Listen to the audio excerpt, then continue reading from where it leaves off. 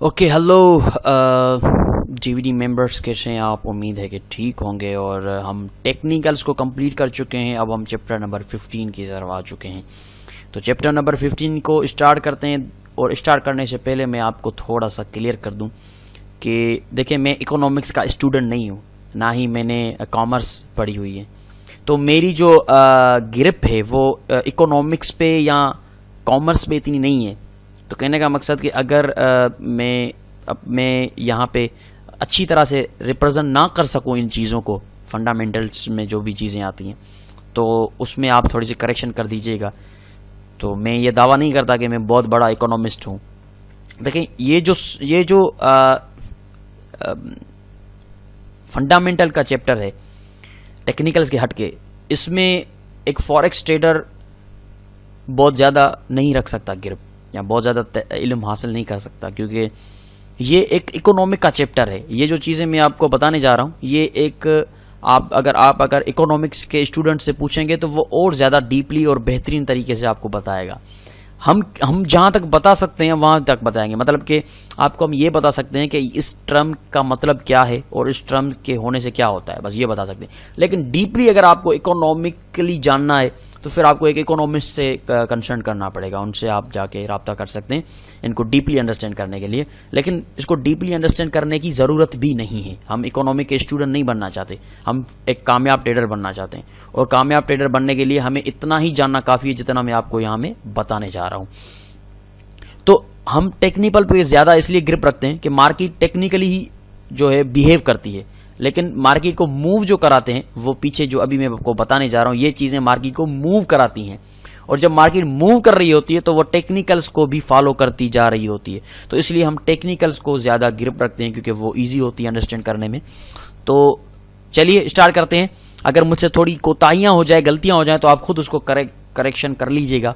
मुमकिन है कि काफ़ी ऐसे स्टूडेंट हैं मेरे, शायद उन्होंने इकोनॉमिक्स पढ़ी हुई हो, तो वो और ज़्यादा बेहतर हैं। मैं यहाँ पे ये नहीं कहता कि मैं बेहतर हूँ, वो और ज़्यादा बेहतर हो सकते हैं इस जगह पे आके, कि जहाँ पे इकोनॉमिक्स की बात हो रही हो, कॉमर्स की बात हो रही हो। तो ये टोटली इकोनॉमिक पे डिपेंडेंट है, टोटली जो है कॉमर्स वाले स्टूडेंट का ये जो है सिलेबस है। तो मैं इसको थोड़ा सा अंडरलाइन करने की कोशिश करूँगा, डीपली नहीं बता सकता आपको। तो चलते हैं, स्टार्ट करते हैं चैप्टर नंबर 15 को, फंडामेंटल एनालिसिस। देखिए, फॉरेक्स की मार्केट में 3 तरह की एनालिसिस होती हैं। एक होती है टेक्निकल एनालिसिस, जो हम पढ़ चुके हैं। दूसरी होती है सेंटीमेंट, जो पीछे हम तकरीबन बुलिश बेरिश मोमेंटम, ये भी सारा सेंटीमेंट्स पे डिपेंडेंट है। और उसके बाद तीसरा होता है फंडामेंटल एनालिसिस। बेसिक होते हैं 2, टेक्निकल एंड फंडामेंटल। अब टेक्निकल तो हो गया, फंडामेंटल को थोड़ा सा हम ऊपर से देखने की कोशिश करेंगे। अब फंडामेंटल पे हम थोड़ा स्टार्ट करेंगे कि what is fundamental analysis, fundamental analysis है क्या, ठीक है ना। स्टार्ट हम यहां से करेंगे कि व्हाट इज फंडामेंटल एनालिसिस। देखें, फंडामेंटल एनालिसिस जब हम कहते हैं, इसका मतलब होता है कि हम किसी भी करेंसी के कंट्री को, मिसाल के तौर पे यूनाइटेड स्टेट्स की बात करते हैं हम, यानी कि यूएस डॉलर की बात करते हैं हम, तो फंडामेंटल एनालिसिस की मीनिंग ये है कि हम उस मुल्क की मईशत को एनालाइज कर रहे हैं। अब मईशत में क्या क्या आ जाता है? मईशत में बहुत सारी चीजें आ जाती हैं। इकोनॉमी जो होती है उसको मईशत कहते हैं, ठीक है ना। मुमकिन है हिंदी में मईशत को कुछ और कहते हो, तो इसलिए मैं थोड़ा सा वाजे कर दूं, इकोनॉमी कहते हैं उसको। कि किसी भी कंट्री की इकोनॉमी को कैलकुलेट करना, उसको एनालाइज करने को फंडामेंटल एनालिसिस कहते हैं। अब उसको कैसे एनालाइज करेंगे वो एनालिस्ट का काम है। लेकिन थोड़ा सा मैं आपको बता दूं कि उस मुल्क की, उस कंट्री की जीडीपी, उस कंट्री के इंटरेस्ट रेट, उस कंट्री की मॉनेटरी पॉलिसीज, उस कंट्री की जीडीपी, उस कंट्री की एक्सपोर्ट और इंपोर्ट, इन सारी चीज़ों को सामने रखते हुए हम जब एनालिसिस करते हैं, उनकी डेटा कलेक्ट करते हैं, इसको कहते हैं कि तुम एक फंडामेंटल एनालिसिस कर रहे हो। अगर मैं पाकिस्तान की अनएम्प्लॉयमेंट रेट को कैलकुलेट कर रहा हूं, अगर मैं पाकिस्तान की जीडीपी को देख रहा हूं, अगर मैं पाकिस्तान के अनएम्प्लॉयमेंट रेट को देख रहा हूं, अगर मैं पाकिस्तान के इंपोर्ट एक्सपोर्ट को देख रहा हूं, अगर मैं पाकिस्तान की मईशत को देख रहा हूं, तो इसका मतलब है कि मैं फंडामेंटल एनालिसिस कर रहा हूं। अगर मैं मॉनेटरी पॉलिसीज देख रहा हूं, अगर मैं इन्फ्लेशन देख रहा हूं, अगर मैं सीपीआई देख रहा हूं, अगर मैं प्राइवेट सेक्टर्स इंडस्ट्रीज की कंडीशंस देख रहा हूं, तो इसका मतलब है कि मैं फंडामेंटल एनालिसिस कर रहा हूं करेंसी की। बिल्कुल उसी तरह से ज्यादा हम जो फंडामेंटल ट्रेडर होते हैं वो 2 ही कंट्रीज की कर रहे होते हैं, क्योंकि उन दोनों कंट्रीज का سارے ملکوں پہ اثر پڑ رہا ہوتا ہے. ایک یونائٹڈ اسٹیٹس میں ہے اور دوسرا یورپین کنٹریز ہے, یعنی کہ یورپین جو ہوتی ہیں سینٹرل بینک. تو ان دو ممالک یعنی کہ ان دو کرنسیز کی فنڈامنٹل انالائسس زیادہ تر کی جاتی ہے, کیونکہ یہ بہت زیادہ اسٹرانگ کنٹریز ہیں.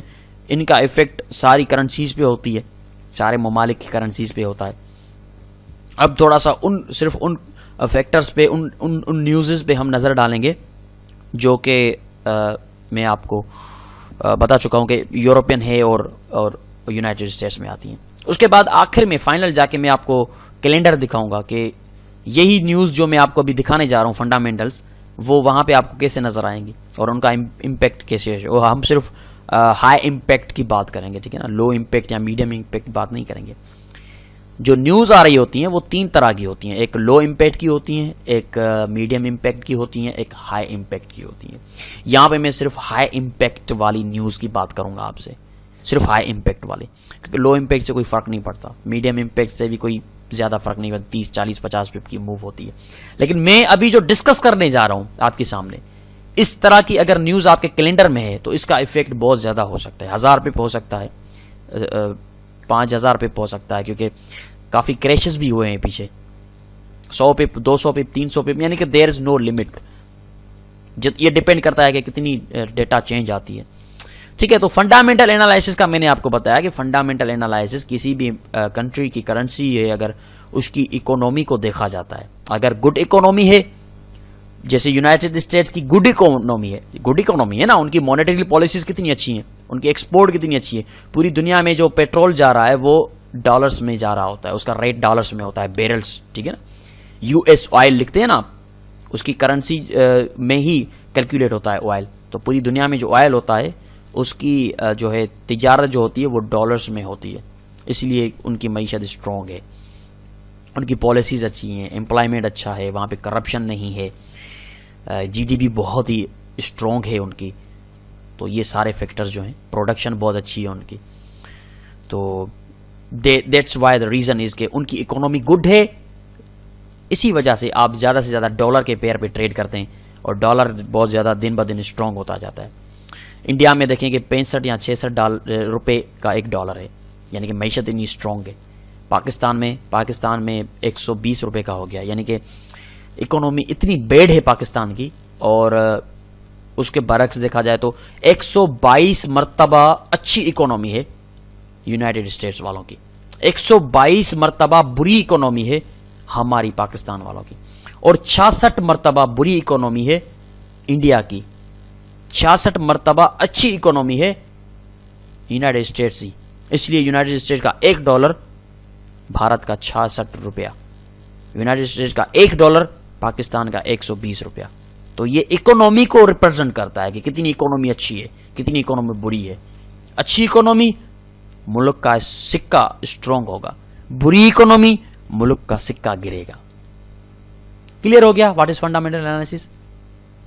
کسی بھی ملک کی اکانومی کو اینالائز کرنا, ان کی اکنامیکل فیکٹرز پہ نظر ڈالنا, اس کو کہتے ہیں تم ایک فنڈامنٹل انالائسس کر رہے ہو, اس کو کہتے ہیں فنڈامنٹل انالائسس.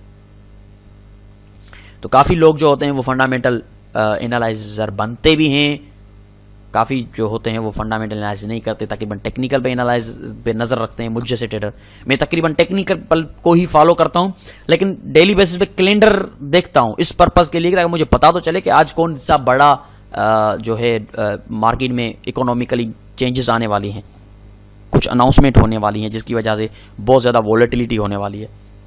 تو کم سے کم پتہ ہونا چاہیے کہ آج کیا ہونے جا رہا ہے. پھر ان کو اینالائز میں نہیں کرتا, میں اپنے ٹیکنیکلز کو فالو کرتا ہوں. ٹھیک ہے جی, تو فنڈامنٹل انالیسس کو کہتے ہیں جو میں نے آپ کو ابھی بتایا, بالکل سمپل وے میں بتایا آپ کو. ٹھیک ہے جی, اب آگے میں آپ کو وہ ٹرمز بتانے جا رہا ہوں جو کہ آپ فوریکس کے کیلنڈر پہ دیکھتے ہیں, جو کہ آپ فوریکس فیکٹری کے کیلنڈر پہ دیکھتے ہیں, انویسٹنگ کے کیلنڈر پہ دیکھتے ہیں, ڈیلی ایف ایکس کے کیلنڈر پہ دیکھتے ہیں. وہ فیکٹرز جو وہ ورڈز, وہ نیوز جو ہائی امپیکٹ کی ہوتی ہیں وہ میں ڈسکس کرنے جا رہا ہوں. زیادہ ڈیپلی نہیں جاؤں گا کیونکہ مجھے اتنا مجھے اتنی ایجوکیشن اکنامک کی نہیں ہے، میں اکنامک کا اسٹوڈنٹ بھی نہیں ہوں، تو جتنا مجھے پتا ہے، جتنا میں ایکسپیرینس میں نے سیکھا ہے، سمجھا ہے، وہ آپ کے ساتھ ڈسکس کرنے جا رہا ہوں۔ FOMC بہت ہی میجر یونائٹڈ اسٹیٹس کی نیوز ہوتی ہے۔ آپ دیکھیں نا کیلنڈر میں لکھا ہوتا ہے FOMC meeting, FOMC interest rates, interest decision, FOMC member speak, ٹھیک ہے نا، یہ اسپیکس ہوتی ہیں۔ یہ FOMC ہے کیا؟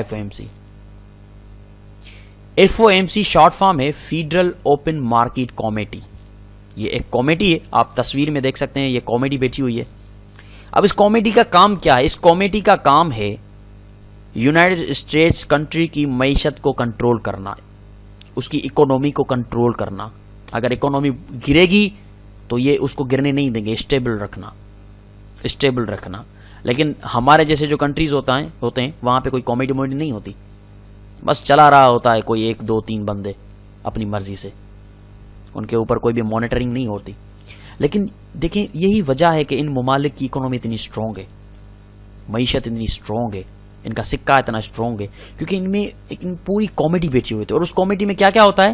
سینٹرل بینک کے ممبر ہوتے ہیں، سینٹرل بینک کے گورنرز ہوتے ہیں، اور سٹنگ گورنمنٹ کے لوگ ہوتے ہیں، اکونومسٹ ہوتے ہیں۔ یہ سارے بیٹھ کے پورے ملک کی اکانومی کو کنٹرول کرنے کے لیے نیو پالیسیز بناتے ہیں۔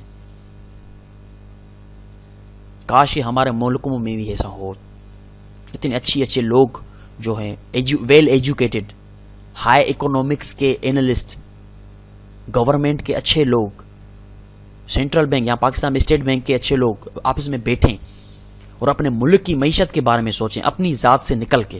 لیکن یہاں پہ ایسا نہیں ہوتا۔ اب یہ جو آپ کے سامنے بیٹھے ہیں یہ اپنی ذات سے نکل کے اپنے ملک کی معیشت کے لیے بیٹھے ہوئے ہیں، وہ ڈسکس کر رہے ہیں، نیو پالیسیز کی بات کر رہے ہیں۔ تو FOMC federal open market committee ایک ایسی کمیٹی ہے یونائٹڈ اسٹیٹس کی جس میں سینٹرل بینک کے لوگ، سٹنگ گورنمنٹ کے لوگ، اور ہائیلی پروفیشنل انالسٹ جو ہوتے ہیں اکنامک کے، وہ بیٹھے ہوئے ہوتے ہیں۔ اب ان کا کام کیا ہے؟ ان کا کام یہ ہے کہ اپنے ملک کی معیشت کو کنٹرول کرنا، اسٹیبل رکھنا۔ اب وہ کیسے کنٹرول کریں گے، کیسے اسٹیبلش کریں گے اپنی معیشت کو اچھی طرح سے؟ انٹرسٹ ریٹس ہوتے ہیں، مانیٹری پالیسیز ہوتی ہیں، GDP کے کنٹرول ہوتا ہے، ان ایمپلائمنٹ کا کنٹرول ہوتا ہے، پروڈکشن کا کنٹرول ہوتا ہے، امپورٹ ایکسپورٹ کا کنٹرول ہوتا ہے۔ جو بھی اکنامک فیکٹرز ہو جائیں ان سارے فیکٹرز پہ نظر رکھنا، نیو پروجیکشنز کی بات کرنا، یہ ان کا کام ہوتا ہے۔ یعنی بہت زیادہ ان کی میٹنگ سے بہت زیادہ مارکیٹ میں والیٹیلیٹی کی ایکسپیکٹیشن رکھی جاتی ہے کہ یار آج FOMC میٹنگ ہے، یعنی کہ FOMC کی بینچ بیٹھے گی، ممبران بیٹھیں گے، اور وہ پتہ نہیں کون سی چینجز لائیں گے اکنامکس کی، جس کی وجہ سے مارکیٹ میں والیٹیلیٹی بڑھ جائے گی۔ کیونکہ میں بتا چکا ہوں کہ اگر چینجز ملک کی معیشت کی فیور میں ہیں، ڈالر اوپر جائے گا۔ اگر وہ جو باتیں کرتے ہیں اپنے ملک کی معیشت کی چینجز میں، کہتے ہیں کہ یار یہاں پہ ہم اس کو اسٹیبل نہیں کر سکے، اور اگلی بار ہم میٹنگ بٹھائیں گے اور انشاءاللہ اس کو اسٹیبل کرنے کی کوشش کریں گے، تو معیشت ڈالر ویک ہوگا، یورو اوپر جائے گا۔ تو ان کی بیٹھنے سے، ان کی میٹنگ سے یہی ایکسپیکٹیشن ہوتی ہے کہ یہاں تو یہ اس کو اچھا ہوتا ہے تو کہتے ہیں ہاکش۔ اگر میٹنگ میں یہ ووٹ دیتے ہیں آپس میں مل کر کہ اگر یار ہم جو ہے اپنے ملک کی جو ہے انٹرسٹ ریٹ کو بڑھانا چاہتے ہیں، تو کچھ ممبر کہیں گے ہاں ٹھیک ہے، کچھ کہیں گے ٹھیک نہیں ہے۔ اگر زیادہ کہتے ہیں ٹھیک ہے تو کہیں گے کہ ہمیں ہاکش مارکیٹ ہو گئی، یعنی کہ انٹرسٹ ریٹ بڑھ گیا، ڈالر اوپر جا سکتا ہے۔ اگر وہ زیادہ جو ووٹ دینے والے ہیں وہ کہتے ہیں کہ نہیں، ہم نہیں چاہتے کہ انٹرسٹ ریٹ بڑھنا چاہیے، اس بار آگے چل کر بڑھائیں گے، ابھی نہیں بڑھنا چاہیے، ابھی حالات اچھے نہیں ہیں بڑھانے کے لیے، تو کہیں گے ڈووش، ریٹ گرے گا، ڈالر ویک ہوگا۔ تو یہ ڈووش اینڈ ہاکش کا ورڈ آپ سنا ہوگا کہ FOMC meeting is going to increase the rate of interest rate and market is looking to be a hawkish, right. تو فیڈرل اوپن مارکیٹ کمیٹی یہ ہے جو نئی پالیسیز کو کنٹرول کرنا، مانیٹری پالیسیز کو، انٹرسٹ ریٹس کو، GDPs کو، انپلائمنٹ ریٹس کو، امپورٹ ایکسپورٹ کو، پروڈکشنز کو، پے رولز کو، ان ساری چیزوں کو یہ میٹنگز ہوتی ہیں، یہ FOMC ممبران جو ہوتے ہیں وہ نظر رکھ رہے ہوتے ہیں۔ اب جب بھی آپ اپنے کیلنڈر میں یہ دیکھیں فیڈرل اوپن مارکیٹ کمیٹی کی میٹنگ ہے یا اسپیک ہے، اس کی پریزیڈنٹ کی اسپیک ہے، سیکریٹری کی اسپیچ ہے، ممبر کی اسپیک ہے، تو اس سے ہم ایکسپیکٹ کر سکتے ہیں کہ مارکیٹ میں والیٹیلیٹی آ سکتی ہے۔ صرف ڈالر کے پیئر پہ نہیں، باقی پیئرز، ڈالر کے پیئر پہ بہت زیادہ، باقی پیئرز پہ بھی والیٹیلیٹی بڑھے گی، کیونکہ یہ بہت اسٹرانگ ملک ہوتا ہے، اور جو اسٹرانگ ملک ہوتا ہے وہ باہر ممالک کے ساتھ اس کی پالیسیز ہوتی ہیں، تو اس کی ہائی اکنامک چینجز سے دوسرے ممالک پہ بھی فرق پڑتا ہے، تو دوسری کرنسیوں میں بھی آپ کو والیٹیلیٹی نظر آئے گی، لیکن ڈالر کا جو اپنا پیئر ہوگا اس پہ بہت زیادہ آئے گی. تو ایکسکیوز می، تو ایف او ایم سی جو ہے میں نے آپ کو ایکسپلین کیا کہ فیڈرل اوپن مارکیٹ کمیٹی کیا ہے اور اس کا کام کیا ہوتا ہے. اوکے جی، نیکسٹ آتے ہیں، دیکھتے ہیں. اوکے جی، یہ ہو گیا clear F O M C. اب نیکسٹ دیکھتے ہیں ہمارے کیلنڈر میں، فوریکس کے جو کیلنڈر ہوتے ہیں اس میں کون سا ٹرم آتا ہے. انٹرسٹ ریٹس بہت زیادہ امپورٹنٹ ٹرم ہوتا ہے یہ، اور اس کی وجہ سے آپ کو چینجز بھی بہت زیادہ نظر آتی ہیں. اب انٹرسٹ ریٹ کو بھی ایف او ایم سی جو ہوتی ہے، F O M C United State ہوتی ہے تو اس کو F O M C control کر رہی ہوتی ہے، اناؤنس کر رہی ہوتی ہے. اگر یورپ کی ہے تو پھر یورپین سینٹرل بینک کا پریزیڈنٹ ڈراگی ہے، اس کی اسپیک میں وہ کہتا ہے انٹرسٹ ریٹ کے بارے میں. تو انٹرسٹ ریٹ کیا ہے؟ دیکھیں، انٹرسٹ ریٹ جو ہوتا ہے وہ ہماری جو بھی ہم چیز لیتے ہیں یا دیتے ہیں، اس کی جو پرنسپل ہوتا ہے اس کے اوپر جو ہم ہر منتھ یا ہر چھٹے منتھ جو قرضہ ہم لیتے ہیں اس کے اوپر انٹرسٹ پے کر رہے ہوتے ہیں، وہ انٹرسٹ ریٹ ہوتا ہے. مثال کے طور پہ اگر میں نے گورنمنٹ کی جو بینک ہے، مثال کے طور پہ میں ایک امپلائی ہوں اور بینک سے اگر میں نے لون لیا ہے تو اس لون کے اوپر جو میں انٹرسٹ پے کروں گا وہ انٹرسٹ ریٹ ہے، پر منتھ میں انٹرسٹ پے کر رہا ہوں. اگر میں نے کسی زمین لی ہے اور اس زمین کے 10 لاکھ کی زمین ہے، لیکن میں نے اس کو پیسے قسطوں میں دینے اور اس کے اوپر انٹرسٹ پے کرنا ہے، تو وہ انٹرسٹ ریٹ ہوتا ہے. وہ چاہے بلڈنگ ہو، گاڑی ہو، کوئی اسیٹس ہو، کوئی گڈ ہو، کیش ہو، زمین ہو، کسی بھی شکل میں اس کے اوپر اگر میں کوئی انٹرسٹ پے کر رہا ہوں تو وہ انٹرسٹ ہے، وہ انٹرسٹ ریٹ ہے. وہ ریٹ جو ہوتا ہے وہ انٹرسٹ ریٹ ہوتا ہے، اور اس ریٹ کو گورنمنٹ جو ہے وہ فکس کرتی ہے. مثال کے طور پہ ہم نے آئی ایم ایف سے لون لیا ہے تو اب اس کا انٹرسٹ ریٹ ہوتا ہے، وہ انٹرسٹ ریٹ جو ہوتا ہے وہ فکس ہوتا ہے. اس انٹرسٹ ریٹ کو بڑھانا یا گھٹانا وہ ان گورنمنٹ کے لوگوں کا کام ہوتا ہے، جو میں نے پیچھے آپ کو بتایا ایف او ایم سی والوں کا. اب ایف او ایم سی کی میٹنگ ہوگی، وہ ڈیسائیڈ کریں گے کہ انٹرسٹ ریٹ بڑھانا چاہیے یا گھٹانا چاہیے. وہ ملک کی معیشت کو دیکھتے ہوئے اندازہ لگائیں گے، یار لوگ غریب ہوتے جا رہے ہیں، اب انٹرسٹ ریٹ کم ہونا چاہیے. اب لوگ امیر ہو گئے ہیں، انٹرسٹ ریٹ بڑھانا چاہیے تاکہ ہماری گورنمنٹ بھی امیر ہونی چاہیے، صرف لوگوں کو امیر نہیں ہونا چاہیے. تو وہ انٹرسٹ ریٹ گورنمنٹ کے خزانوں میں جاتا ہے. تو انٹرسٹ ریٹ جو ہوتا ہے وہ اگر بڑھتا ہے، یاد رکھیے گا، اگر انٹرسٹ ریٹ بڑھتا ہے تو اس کرنسی کے اوپر جانے کے چانسز زیادہ ہوتے ہیں. اگر انٹرسٹ ریٹ گھٹتا ہے تو اس کرنسی کے نیچے جانے کے چانسز زیادہ ہوتے ہیں. لیکن اگر وہ کہتے ہیں کہ انٹرسٹ ریٹ ان چینجڈ ہے، کافی زیادہ تر ایسا ہوتا ہے وہ چینج نہیں کرتے، بہت 2-3 سال لگ جاتے ہیں اس کو انٹرسٹ ریٹ بڑھانے کو یا گھٹانے کو. یہ ہر مہینے یا ہر چھٹے مہینے والا کام نہیں ہے، وہ ٹائم لگتا ہے. تو آپ نے خود دیکھا ہوگا کہ انٹرسٹ ریٹ تقریباً سیم ہوتا ہے، ان چینجڈ ہوتا ہے، اس کو کبھی کبھار بڑھاتے ہیں یا گھٹاتے ہیں. تو انٹرسٹ ریٹ میں نے آپ کو کلیئر کیا کہ انٹرسٹ ریٹ کو کہتے ہیں، چاہے وہ اپنے ادھار پیسے لیے ہیں گورنمنٹ سے یا کیش ہے، کنزیومر گڈس ہیں، کوئی بھی ایسیٹ ہے، گاڑی ہے، بلڈنگ ہے، زمین ہے، اس کے اوپر جو انٹرسٹ ریٹ ہم گورنمنٹ کو پے کرتے ہیں وہ انٹرسٹ ریٹ ہوتا ہے. وہ اگر گھٹتا ہے تو ہم کہتے ہیں کہ یہ کرنسی جو ہے ویک ہوگی، اگر بڑھتا ہے کرنسی اوپر جائے گی، کیونکہ انٹرسٹ ریٹ بڑھتا ہے، گورنمنٹ کے خزانوں میں پیسے جا رہے ہیں. That's the reason interest rate. اب انٹرسٹ ریٹ کو یہ چینج کون کرتا ہے؟ وہ میٹنگز ہوتی ہیں F O M C. United States کے انٹرسٹ ریٹ کو F O M C European central bank کرتی ہے، یورپ کے انٹرسٹ ریٹ کو. تو یہ جو ٹرم ہے، چاہے وہ کینیڈین کا انٹرسٹ ریٹ ہو، آسٹریلیا کا ریزرو بینک آف آسٹریلیا کا ہو، یا reserve bank of New Zealand کا ہو، تو اس کا ان کا انٹرسٹ ریٹ وہ ڈیسائیڈ کرتے ہیں. کسی بھی ملک کی جو ہمارا انٹرسٹ ریٹ جو ہوگا وہ پاکستان کا اسٹیٹ بینک جو ہے وہ ڈیسائیڈ کرتی ہے. تو کسی بھی ملک کی سینٹرل بینک جو ہوتی ہے وہ انٹرسٹ ریٹ کو ڈیسائیڈ کرتی ہے کہ کتنا ہونا چاہیے. ان کو چینج کرنا انہی کا جو ہے انہی کے ہاتھ میں کنٹرول ہوتا ہے.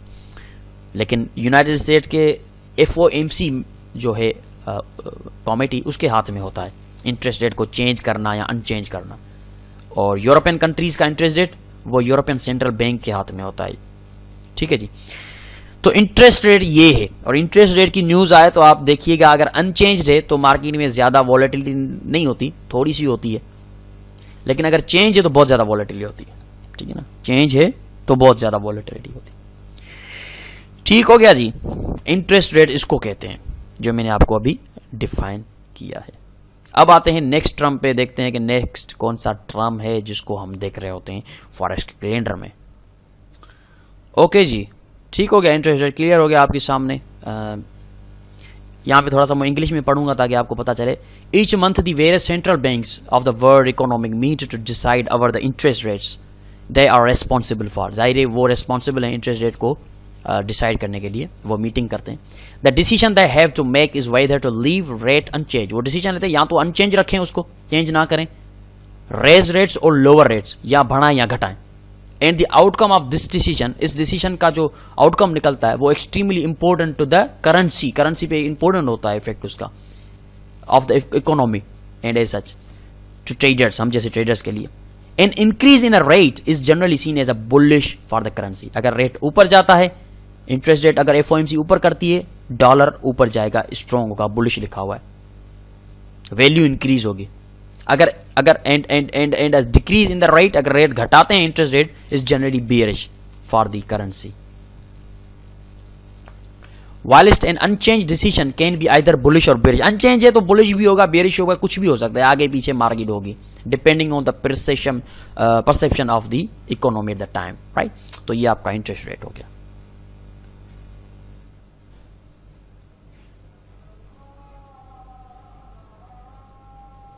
اوکے جی.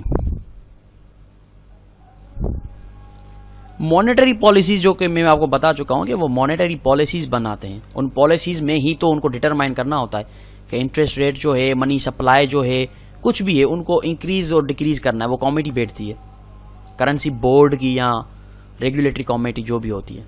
ٹھیک ہے نا. وہ مانیٹری پالیسیز ان کو کہتے ہیں. مانیٹری پالیسیز انہوں نے بنائی ہے جس میں انہوں نے یہ کہا ہے کہ ہم انٹرسٹ ریٹ بڑھائیں گے. منی آف سپلائی کیا ہے, ٹھیک ہے.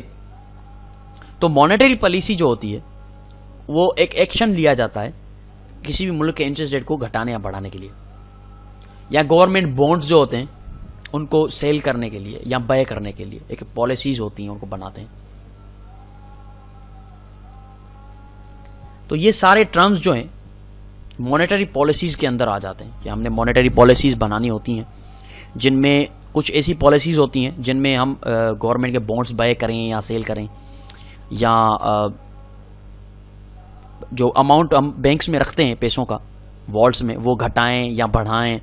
تو اس طرح کی پالیسیز بناتے ہیں وہ مانیٹری پالیسیز. کوئی بھی کمیٹی بیٹھ کے, جیسے ایف او ایم سی ہے, یورپین سینٹرل بینک ہے, یہ مانیٹری پالیسیز بناتے ہیں. ان پالیسیز کے تحت, ان پالیسیز کے ہی انڈر پھر وہ اکانومی کو جو ہے وہ چینجز لاتے ہیں کہ بھائی ہم نے ایک مانیٹری پالیسی بنائی ہے جس میں ہم یہ چینج لانا چاہتے ہیں. یہاں ہم نے یہ مانیٹری پالیسی بنائی ہے جس میں ہم گورنمنٹ کے بانڈ بائے یا سیل کریں گے, جس سے اکانومی پہ یہ چینجز آئیں گی. ٹھیک ہے نا. یہاں ہم نے مانیٹری پالیسی بنائی ہے جس میں ہم ان بینکوں میں جو اماؤنٹ رکھا ہوا ہے وہ چینج کر کے اتنا اماؤنٹ کریں گے, اس سے اکانومی میں یہ چینجز آئیں گی. تو یہ مانیٹری پالیسیز ہوتی ہیں جن کو انڈر وہ کام کر رہے ہوتے ہیں کہ اس طرح کی چینجز لا رہے ہوتے ہیں. ڈیسیژن لیتے ہیں, پھر ایکشن لیتے ہیں monetary policy to promote a healthy economic, right. تو یہ مانیٹری پالیسیز بنا رہے ہوتے ہیں. تو یہ بھی بہت زیادہ امپورٹنٹ ہے کیونکہ مانیٹری پالیسیز بنیں گی تبھی تو ان میں چینجز ہوں گی, ریٹ چینج ہوں گے, انٹرسٹ ریٹ چینج ہوں گے, بینک سیلنگ گورنمنٹ بانڈ ہوں گے, جو بھی ہوں گے, امپلائمنٹ ریٹ ہوں گے, جو بھی ہوں گے. تو وہ مانیٹری پالیسیز بنا کے ان کو امپلیمنٹ کرتے ہیں, ایکشن لیتے ہیں. اب مانیٹری پالیسی بنائی, انٹرسٹ ریٹ ہائک کرنا. اب ایکشن لیا, کون سا ایکشن لیا, انٹرسٹ ریٹ ہائک کیا. تو مانیٹری پالیسی ایک ڈیسیژن ہے جو بعد میں ان کو لینا ہوتا ہے. ٹھیک ہے. تو یہ بھی آپ کے کیلنڈر پہ لکھا ہوتا ہے, F O M C monetary policy meeting. اب وہ میٹنگ کر رہے ہیں مانیٹری پالیسی کی. تو یہ ٹرم بھی بہت امپورٹنٹ ہے, اس کا افیکٹ بھی ہائی ہوگا جب بھی کوئی مانیٹری پالیسی آئے گی. آپ کے کیلنڈر پہ اگر کوئی مانیٹری پالیسی لکھا ہوا نظر آئے تو اس پہ آپ نے دھیان دینا ہے کہ اس کا افیکٹ ہوگا, کیونکہ مانیٹری پالیسیز میں ہی آپ کے انٹرسٹ ریٹس کے چینجنگ, سیلنگ بانڈس, اور جو بھی بینک میں پیسے ویسے, employment rate, G D P وغیرہ, یہ وہ جو بھی اس میں پالیسیز بناتے ہیں اس میں چینجز لاتے ہیں اکانومکس کی. یعنی کہ کوئی ہیلدی اکانومک بنا رہے ہیں نا, تبھی مانیٹری پالیسیز بنا رہے ہیں. اوکے جی، مانیٹری پالیسی اس کو کہتے ہیں. یہ آپ کے کیلنڈر پہ اگر آتا ہے تو اس کا ٹرم کا مطلب یہ ہوتا ہے. اس پہ تھوڑا سا دھیان رکھنا ہے آپ نے. اس کا افیکٹ ہوگا، یہ ہائی امپیکٹ کی نیوز ہوگی جو بھی مانیٹری پالیسیز کی ہوگی. اوکے جی، اب ہم آتے ہیں جی ڈی پی پہ. ہر ملک کی اپنی جی ڈی پی ہوتی ہے نا. کافی لوگوں کو اس ٹرم کا تو پتا ہوگا جی ڈی پی کا. اب اس جی ڈی پی کو کسی اکنامک سے پوچھیں گے، اکنامسٹ سے پوچھیں گے تو وہ اور زیادہ اس کو ڈیپلی ڈیفائن کرے گا. لیکن مجھے جتنا پتا ہے میں آپ کو بتاتا ہوں. جی ڈی پی جو ہے وہ گروس ڈومیسٹک پروڈکٹ کا جو شارٹ فارم ہے. یہ ایک مانیٹری ہے جو کہ کسی بھی ملک کے اندر اپنے ملک میں اس نے جو بھی گڈس اینڈ سروس پروڈیوس کی ہیں کسی اسپیسیفک ٹائم میں، یعنی کہ اگر ہم نے پر منتھ اپنے ملک میں اتنا جو ہے گڈس اینڈ سروس پروڈیوس کیا ہے ایک مہینے میں، تو اس کا مطلب ہے کہ اتنے پیسوں کا گڈس اینڈ سروس پروڈیوس کیا ہے تو ہماری جی ڈی پی یہ ہونی چاہیے. جو جی ڈی پی ہوتی ہے وہ کوئی ملک اپنا اینیول بیسس پہ کیلکولیٹ کرتا ہے، کوئی کوارٹرلی بیسس پہ کیلکولیٹ کرتا ہے. جیسے کہ یونائٹڈ اسٹیٹ ہوتا ہے، وہ یونائٹڈ اسٹیٹس کی جو گورنمنٹ ہے وہ اینیول بیسس پہ جی ڈی پی کی ایسٹیمیٹ جو ہے وہ اناؤنس کرتی ہے یا کوارٹر بیسس پہ کرتی ہے. جی ڈی پی جو ہوتی ہے وہ کسی بھی ملک کی جو overall private public consumption ہو یا گورنمنٹ کے ہو آؤٹ لیز ہوں، انویسٹمنٹس ہوں، پرائیویٹ انوینٹریز ہوں، کنسٹرکشن کوسٹز ہوں، جو بھی ہے، فارن بیلنس ٹریڈ ہے، فارن میں کتنا ٹریڈ ہوا ہے بیلنس کا ہمارا، ان سارے ٹرمز کو ملا کے آپ یہ کہہ سکتے ہیں کہ جی ڈی پی جو ہے وہ کسی بھی ملک کے اکانومی کی پوری میئرمنٹ ہے، پوری ایکٹیویٹی کی میئرمنٹ ہے، یا گاڈ فادر ہے کسی بھی ملک کے اکنامک کے indicator, as a God father of the indicator. ٹھیک ہے نا. جی ڈی پی جو ہے وہ گاڈ فادر کہا جاتا ہے اس کو کسی بھی کنٹری کی اکنامک کو ریپرزینٹ کرنے کے لیے. جی ڈی پی جو ہوتی ہے وہ گاڈ ہوتی ہے کیونکہ اس میں ساری چیزیں آ جاتی ہیں. پاکستان کی جی ڈی پی ملینس میں ہے آئی تھنک، اور انڈیا کے جی ڈی پی بلینس میں ہے. ٹھیک ہے نا. وہ کوارٹرلی بیسس پہ یا ایئرلی بیسس پہ اس کو کیلکولیٹ کر کے بتا رہے ہوتے ہیں.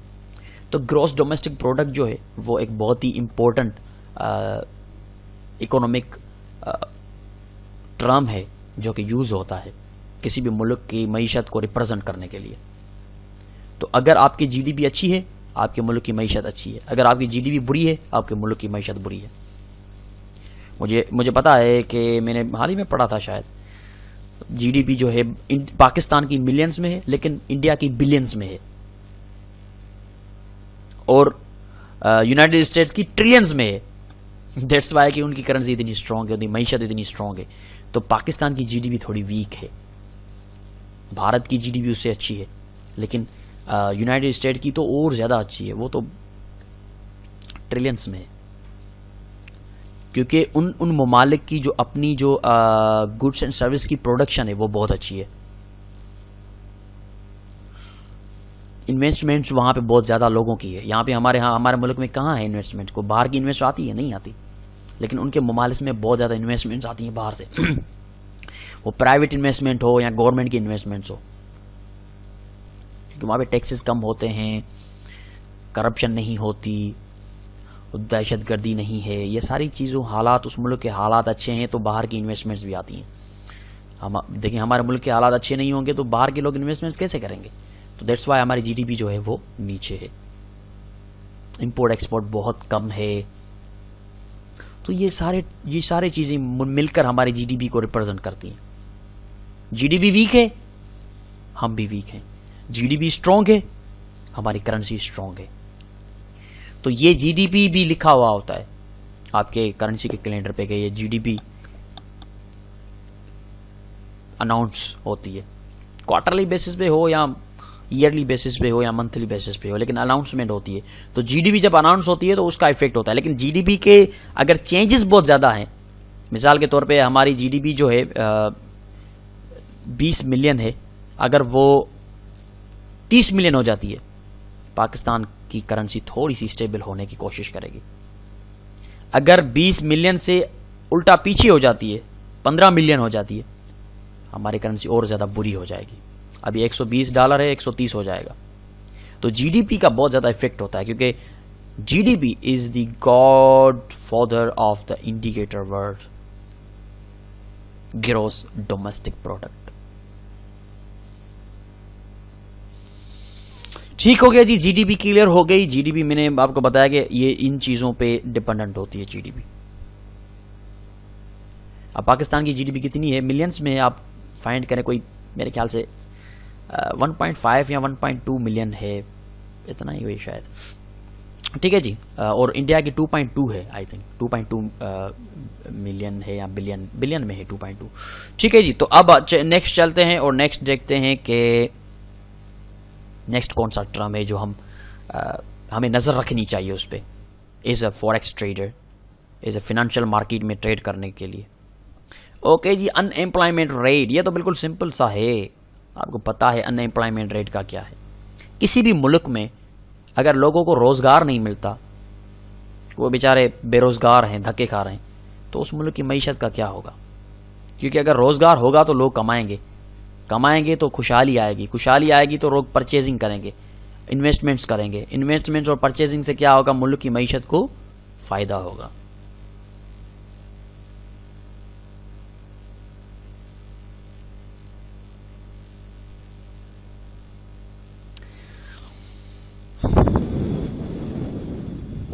तो इकोनॉमिक कंडीशन चेंज होती हैं और अनएम्प्लॉयमेंट रेट बढ़ता है, घटता है. तो देखिए ना, when the economy is in poor shape and jobs और scars, the unemployment can be expected to rise. Economy बुरी है, नौकरियां लोगों को नहीं मिल रही, तो जाहिर सी बात है कि हमारी अनएम्प्लॉयमेंट तो बढ़ेगा ना. जब आपका मुल्क कर्जी है, जब आपका मुल्क गरीब है, आपकी गवर्नमेंट ऑलरेडी IMF से इतना लोन ले चुकी है, उसको लोन पे करना है, तो आपको नौकरियां कहां से देगा. अगर आपको नौकरियां देगा, अगर आपको जॉब्स देगा, तो IMF को लोन कहां से पे करेगा. फिर तो सारे लोगों को जाहिर सी है उनको सैलरीज देने पड़ेगी गवर्नमेंट के खजानों से. अगर आपको सैलरीज देगी तो लोन कहां से पे करेगी. पीछे मईशत बुरी हो रही है. तो मईशत अच्छी होगी तो अनएम्प्लॉयमेंट रेट घटेगा. पाकिस्तान में इसलिए तो अनएम्प्लॉयमेंट इतना है, बेरोजगार बढ़ते जा रहे हैं, गवर्नमेंट जॉब्स दे नहीं रही. कैसे दे जॉब, गवर्नमेंट कर्जी है बेचारी, कहां से देगी आपको जॉब्स. अगर आपको जॉब देगी तो फिर आपको सैलरी दे, अगर आपको सैलरी दे तो फिर बेचारी जो है वो न्यू प्रोजेक्ट्स नहीं लगा सकती, GDP ग्रो नहीं कर सकती, IMF को लोन पे नहीं कर सकती, प्रोडक्शन घट सकती है. यही चीज है ना. तो अनएम्प्लॉयमेंट रेट को भी आप थोड़ा सा सीरियस लिया करें जब भी आए, क्योंकि ये अनएम्प्लॉयमेंट किसी भी मुल्क की मईशत को रिप्रेजेंट करता है. अनएम्प्लॉयमेंट रेट पे नजर रखिएगा.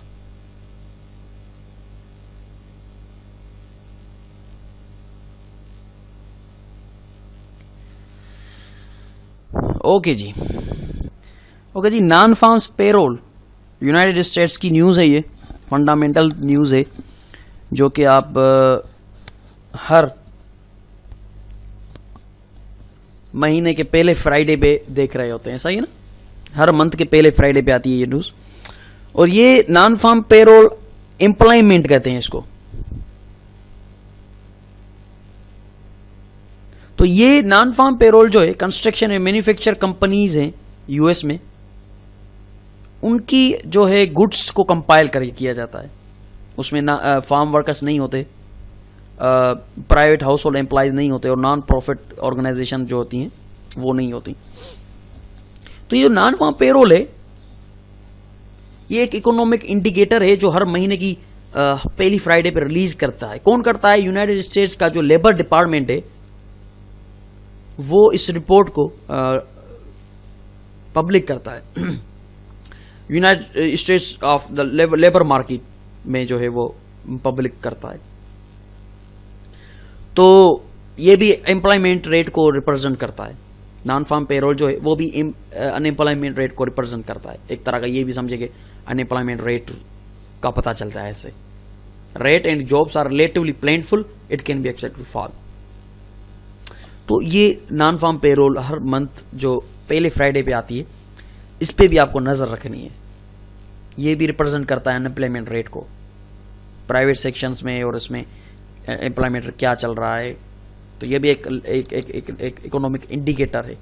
ٹھیک ہے نا, یاد رکھیے گا ہر منتھ کے پہلے فرائیڈے پہ یہ نیوز آتی ہے. یونائٹڈ اسٹیٹس کی ہے اور ڈالر پہ بہت زیادہ امپیکٹ ہوتا ہے, اور اس کے علاوہ گولڈ پہ بھی اس کا بہت زیادہ امپیکٹ ہوتا ہے. نان فارم پے رولز پہ نظر رکھیے گا.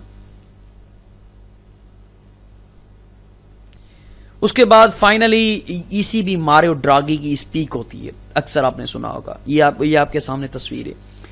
یہ ماریو ڈراگی جو ہے وہ یورپین سینٹرل بینک, جو بھی یورپین کنٹریز ہیں ان کی ایک سینٹرل بینک ہے, اس کا پریزیڈنٹ ہے. ٹھیک ہے, تو یورپین سینٹرل بینک جو ہوتی ہے وہ مانیٹری پالیسیز بناتی ہے. ہم پیچھے پڑ چکے ہیں مانیٹری پالیسی کیا ہے, اور وہ مانیٹری پالیسیز بنا کے جو بھی کمیٹی بیٹھتی ہے وہ اس کا ہیڈ جو ہوتا ہے وہ ماریو دراگی ہوتا ہے, جو کہ پریزیڈنٹ ہے یورپین سینٹرل بینک کا. تو یورپین یونین کے ممبر جو بھی کنٹریز ہیں جو بھی یورو کرنسی کو اڈاپٹ کرتے ہیں تو اس کو یورو ایریا ریجن کہتے ہیں, یا اس میں 19 ممبر ہیں میرے خیال سے. تو جو مین گول ہے ای سی بی کا, اس کا جو مین گول ہے وہ یہ ہے کہ وہ پرائز کی اسٹیبلٹی کو کنٹرول کرتا ہے, یورو کی پرائز کی اسٹیبلٹی کو کنٹرول کرتا ہے. تو یورپین سینٹرل بینک کا پریزیڈنٹ ہے ماریو دراگی. اس کی اسپیک ہو, اس کی مانیٹری پالیسی ہو, اس کا ان امپلائمنٹ ریٹ ہو, کچھ بھی ہو, وہ بہت زیادہ افیکٹ ڈالے گا. کون سی کرنسی پہ؟ یورو کی کرنسی پہ. ٹھیک ہے نا, یورو کی کرنسی پہ اس کا بہت زیادہ افیکٹ پڑنے والا ہے, چاہے وہ ای C be who, monetary policy who E C be کی, یا ای سی بی ماریو دراگی جو پریزیڈنٹ ہے اس کی اسپیک ہو, کیونکہ اس کی وہ اسپیک میں چینجز بتا رہا ہوتا ہے, نیو پروجیکٹس کی, امپلائمنٹ ریٹس کی, انٹرسٹ ریٹس کی, کچھ بھی جو بھی ہے اس کا وہ سارا بتا رہا ہوتا ہے کہ ہم نے یہ چینجز کی ہیں, یہ کیا ہے. تو اس کی اسپیک سے بہت زیادہ امپیکٹ مارکیٹ پہ پڑ سکتا ہے. انٹرسٹ ریٹ بڑھائے گا آپ کو پتا ہے کیا ہوگا, انٹرسٹ ریٹ گھٹائے گا آپ کو پتا ہے کیا ہوگا, جی ڈی پی اوپر جاتی ہے آپ کو پتا ہے کیا ہوگا, جی ڈی پی نیچے آتی ہے آپ کو پتا ہے کیا ہوگا. تو یہ سارا کنٹرول اس میں اس پریزیڈنٹ کے ہاتھ میں ہوتا ہے, اور اس کے ساتھ جو ممبران ہیں اس کے ہاتھ میں ہوتا ہے. تو یہ E C B European central bank ہے, اور ماریو دراگی جو ہے وہ اس کا پریزیڈنٹ ہے. تو اس کے ہاتھ میں ہے کہ یورپین جو بھی کنٹری ہے اس کی اکانومی کو کنٹرول کیسے کرنا ہے. تو اگر آپ کے کیلنڈر پہ ای سی بی کی کوئی نیوز ہے تو آپ تھوڑا سا ایکٹیو رہیے گا. ماریو دراگی کی اسپیچ ہے تو ایکٹیو رہیے گا. اوکے جی, یہ یہاں پہ کمپلیٹ ہوا, لیکن اس کے علاوہ میں آپ کو بتا دیتا ہوں اور کون سے میجر امپیکٹ ہو سکتے ہیں جو کہ کیلنڈر میں بھی کبھی کبھی نظر آتے ہیں ہمیں. کسی بھی ملک کے پریزیڈنٹ کی اسپیک, خاص طور پہ اگر یونائٹڈ اسٹیٹ کا پریزیڈنٹ اسپیک کرتا ہے, ڈونلڈ ٹرمپ, یا یورپین کا پریزیڈنٹ ہے, تو اس کی اسپیک سے بھی کافی ایفیکٹ ہو سکتا ہے, کیونکہ وہ اپنی اسپیک میں اپنے ملک کی پالیسیز کو اناؤنس کرے گا. تو اس سے کافی ایفیکٹ پڑے گا کرنسی پہ. تو اس کا بھی ایفیکٹ ہوتا ہے. لیکن اس کے علاوہ انفارچونیٹلی ڈیزاسٹرس ہوتے ہیں ممالک میں. سونامی آ گئی, ارتھکوئک آ گیا, آگ لگ گئی, اس طرح کی جو بھی نیچرل ڈیزاسٹر ہوتے ہیں ان سے بھی پرائز میں مارکیٹ میں کریشز آ رہے ہوتے ہیں, کریش ہو جاتی ہے مارکیٹ. تو یہ کریشز اس وجہ سے آ رہے ہوتے ہیں. اس چیز کا بھی آپ نے خیال رکھنا ہے. لیکن اس کا اس کیلنڈر میں پتہ نہیں چلتا کیونکہ وہ نیچرل ڈیزاسٹر ہیں, تو وہ تو نیوز میں ہی ہم کو پتہ چلتا ہے کہ یہاں پہ سونامی آئی ہے, ارتھکوئک آیا ہے چائنا میں, جاپان میں. تو جاپان کی کرنسی پہ, جاپان کی بھی مانیٹری پالیسیز آ رہی ہوتی ہیں, بینک آف جاپان کی, اس کا بھی آپ کو خیال رکھنا ہوتا ہے. تو میں نے آپ کو monetary policy, interest rate, employment rate, G D P اس لیے بتائیے کہ چاہے کسی بھی ملک کی ہو, اس ملک کی کرنسی پہ بہت زیادہ افیکٹ ہونے والا ہے، چاہے وہ جاپان کی ہو، چاہے وہ آسٹریلیا کی ہو، چاہے وہ سوئس فرینک کی ہو، ٹھیک ہے نا.